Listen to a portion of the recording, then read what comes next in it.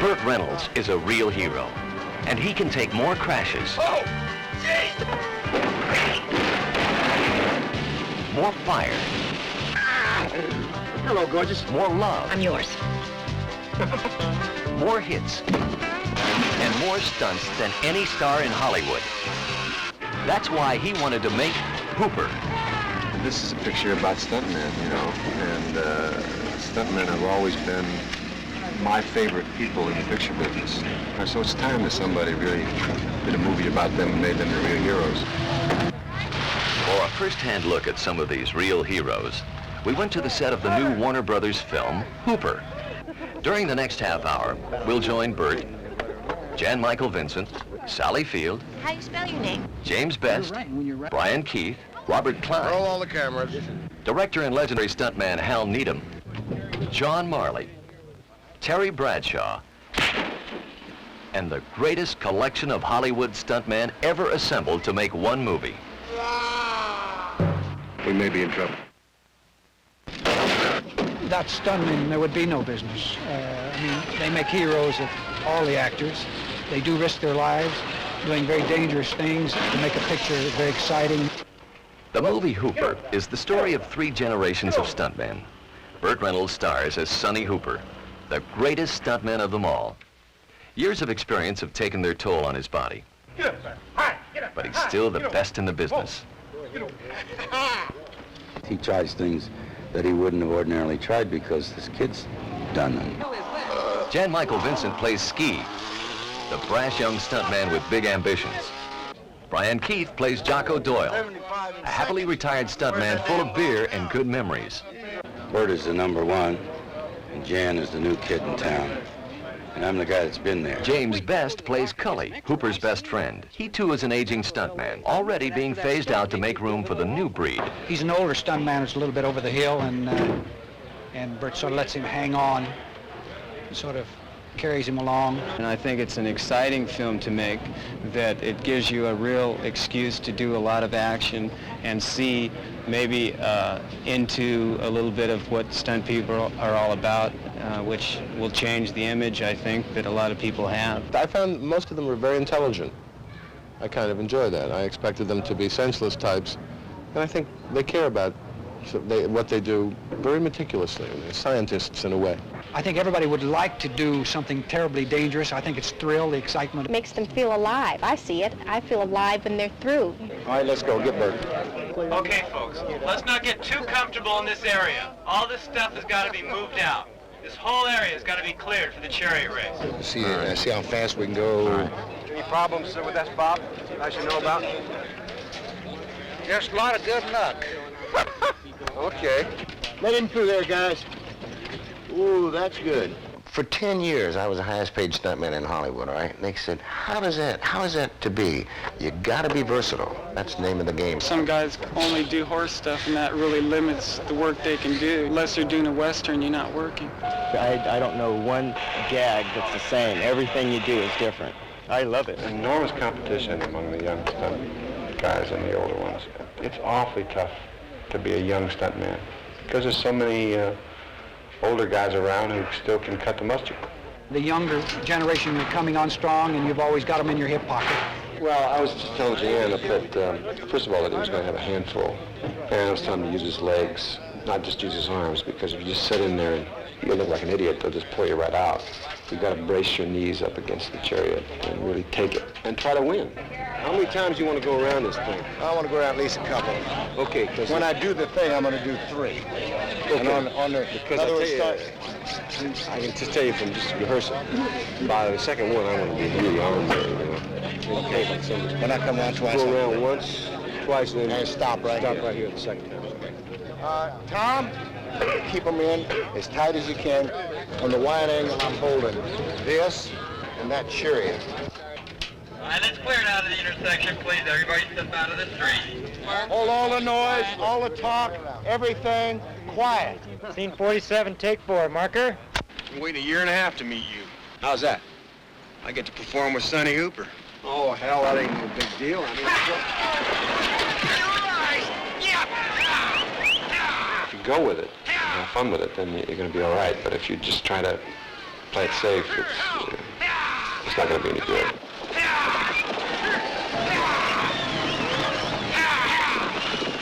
And your adrenaline gets pumping, and you forget about the fact that your legs are shaking and your arms are getting pulled out of the socket, and you forget about all that, because your adrenaline is the lifesaver of us all anyway. In a physical picture like Hooper, athletes expect themselves to be adaptable, but more often than not, they're surprised. That's always the shock to athletes. Terry Bradshaw, I got him part in the picture, and we have a big fight scene.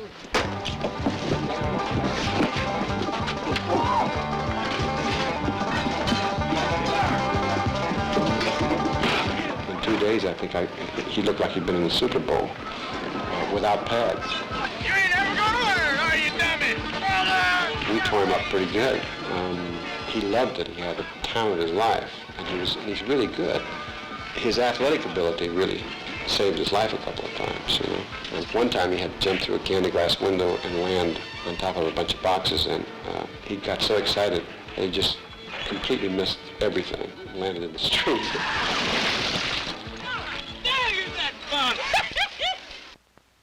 People to put their lives on the line day after day to make a successful motion picture, they have to get something in return. Action. What the hell are you doing? What's the matter? We haven't got enough pressure. Screw the pressure! My life's worth more than a piece of film. I'll tell you exactly what your life is worth. Your life is worth $50,000. That's the price you put on it when you got behind this wheel. Good. Good. Okay. The way you really can get up there in the big bucks in terms of a stunt is if you start inventing a stunt. I remember when, I think it was Gary McClarty was the first guy to take a bike into a moving car. He got a lot of money for that. If it's a horse fall, that runs anywhere from, say, $350 to $400. That's not counting the rental of the horse. A car roll run starts at $1,000 and goes up. Fire guys can really be hairy. The fire stunt will start at $1,000. A high fall is anywhere from, say, $12 a foot and on up. Car jumps is another story. When you talk about jumping the Los Angeles River, which Needham did, that's crazy. I mean, they just shouldn't, you know, they should give you a lot of money and take you right to the farm.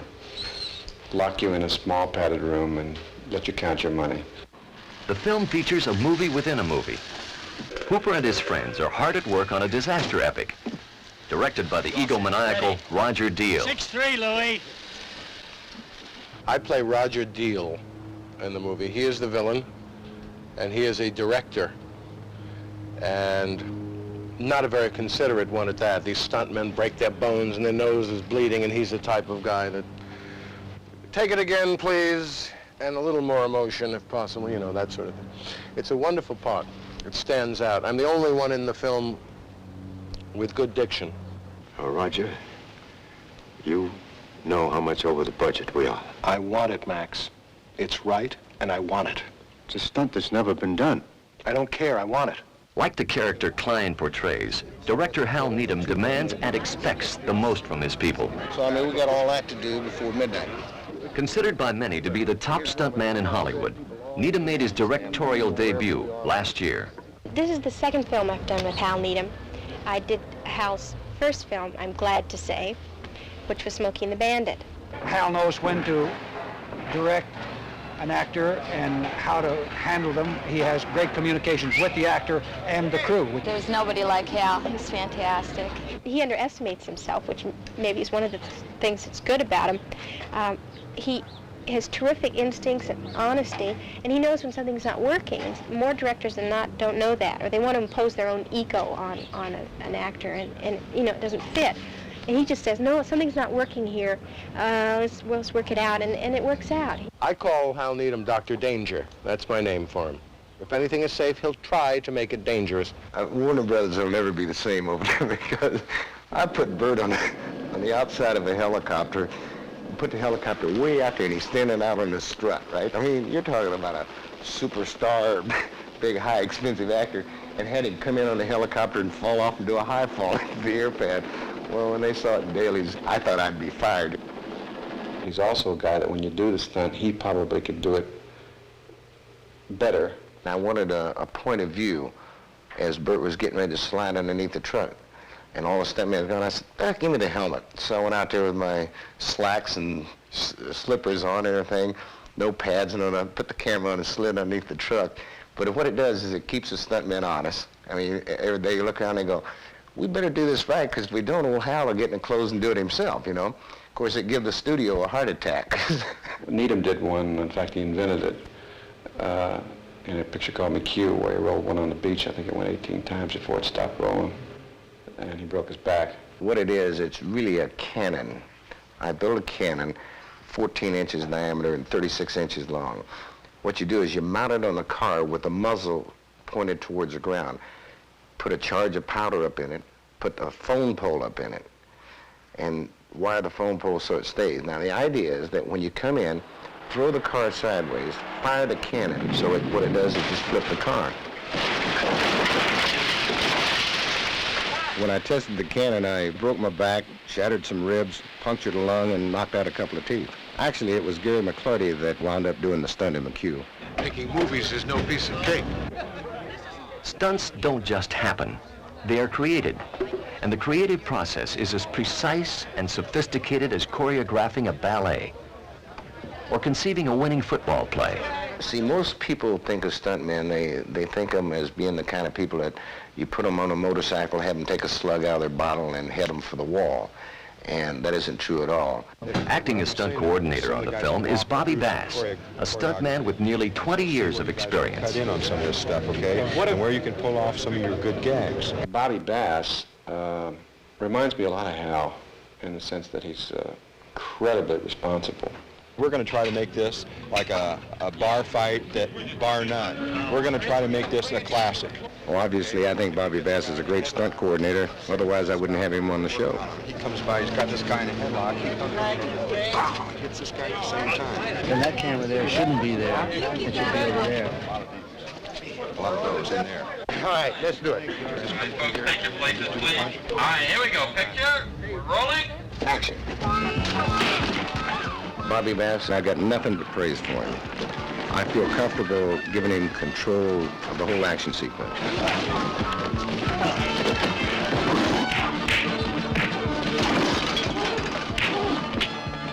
Give me a hand, will you? Got it. Are you all right, guys? Huh? For those like Bobby, who make their living by risking their lives, a special kind of protection is needed. A sample of their safety equipment reads like an inventory of a football team's locker room. Elbow pads, knee pads, hip pads, that's kind of the basics. No matter how many pads a stuntman wears, the danger factor remains incredibly high. When you jump 40 or 50 feet, it looks spectacular, and if you go into the airbag the wrong way, you can break your neck. They think because you're a stuntman that you're a Superman, that you don't burn, you don't break, and do all these things.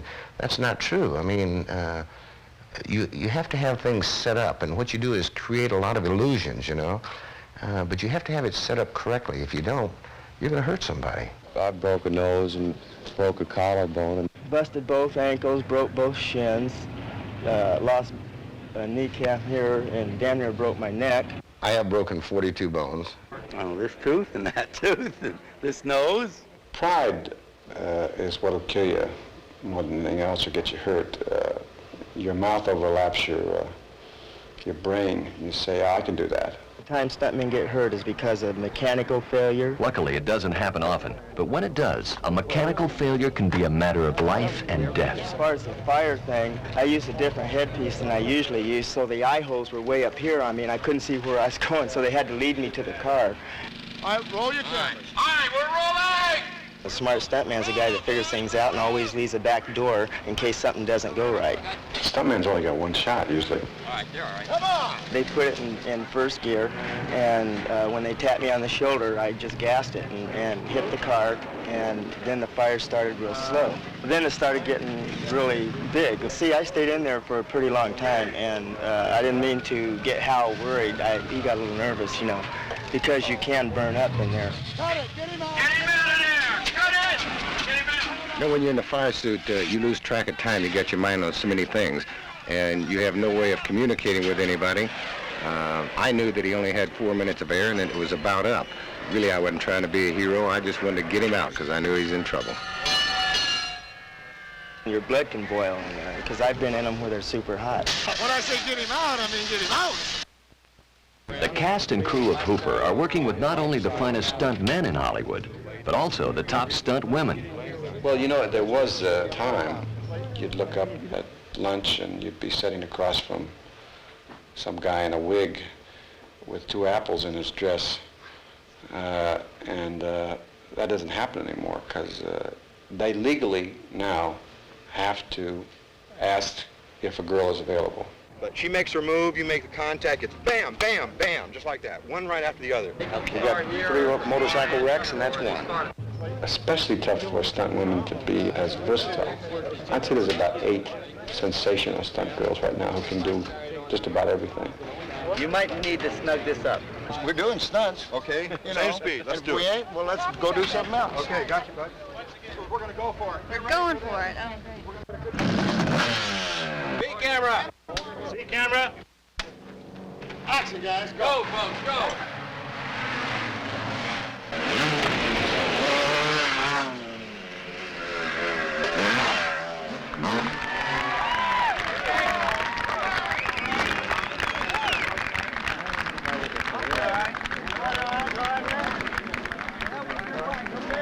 All right, save it. Okay. Tough as nails. Awful good. You all right? I'm okay. I'm fine. Give me a few minutes. Give me a drink of water. And I'll be all right. Okay, Just good. kind of dazed me, that's all. Good, good. Yeah, You were good. That was great. Did you all right? Go away, stupid. See, we pay ladies a little better than we do men for doing the same stunt because we feel that it takes a little more out of a lady to do the same stunts. I got that wreck. Let's go to a new one. You don't fool around with them either. They'll drop you. Janet Brady, who's doubled me a couple times in pictures. I'm glad she's here because I think she's wonderful. The wheel turned that way. She drove the car, Smoking the Bandit. You can go over a 42-inch ramp, and if you don't touch the wheels, that thing will just go out there and land flat and run right over the cameras. She's the gutsiest little gal I've ever seen. She's a very cool, calculating kind of a lady. She had never rolled a car until she did it on my show. As you hit the ramp and you turn the wheel and turn the car, you worry a little if you're going to get it over or not. Let's put one on in here. Have we got one we can remote from over there against the building, even if we have to cut a hole in it or something? Yeah, sure. Huh? Oh, sure. All right, on your positions, folks. We're changing angles. I'll get up here and see how it looks. Everybody got speed? Speed here. Come on. Come on.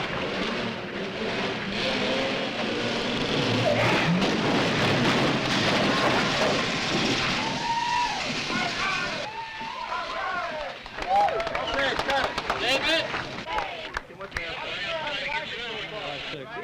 Yeah, Hal, what do you need?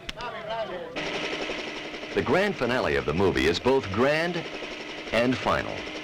They were getting ready to destroy 72 acres of brick buildings. There's a lot of towns that should be blown up, and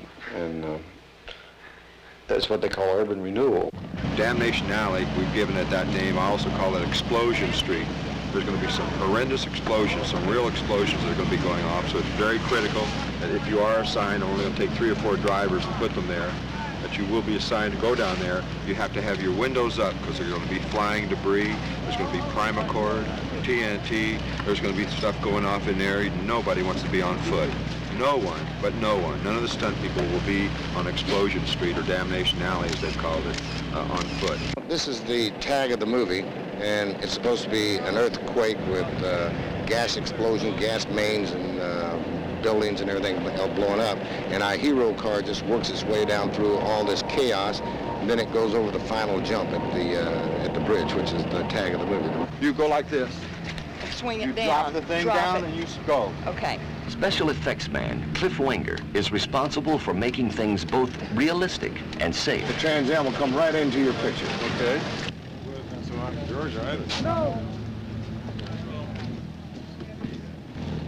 When Tommy hits that, he's going to come and do this, okay? After the bomb goes off, he hits himself a nappa in the trunk of the police car. Bring him in. In no time at all, we did what I think it would have taken the average director and crew and everybody 3 weeks to do. This is not good. It's not safe. Because Bobby Bass had his act so together, he had his men so rehearsed that I'd get ready to go and we'd do a setup where normally it would take a director 2 or 3 days to do something that we'd do in one shot. Okay, let's clear the street down there. Everybody get in position. I mean, we just blew things all to hell over there. Please get behind me. All right, here we go. All right, we're rolling. Take cover, Burt! Ready? Are you rolling? Go! I'm gonna hit it.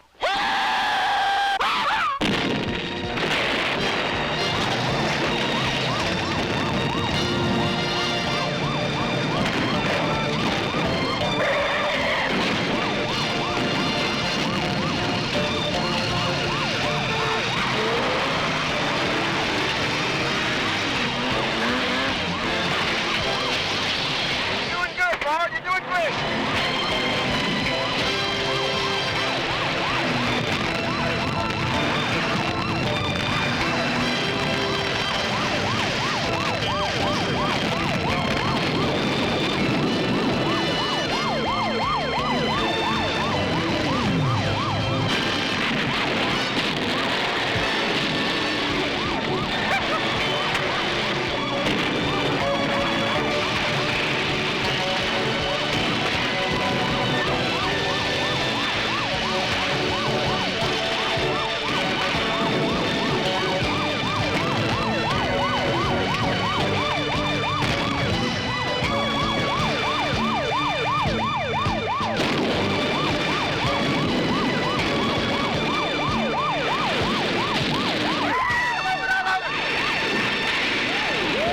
I've never worked on a show ever where there's this much going on in one take. It was a nice ride.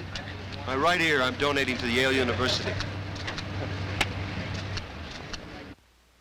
Kaleidoscope Films wishes to thank Warner Brothers for a look at the greatest stunt movie of all time. You can hit him, kick him, gently abuse him, set him on fire, we'll amuse him. Never knows he won't hold a grudge. He'll look you in the eye, after you take a smile, there ain't nothing like the life of a Hollywood stuntman. I love stuntmen.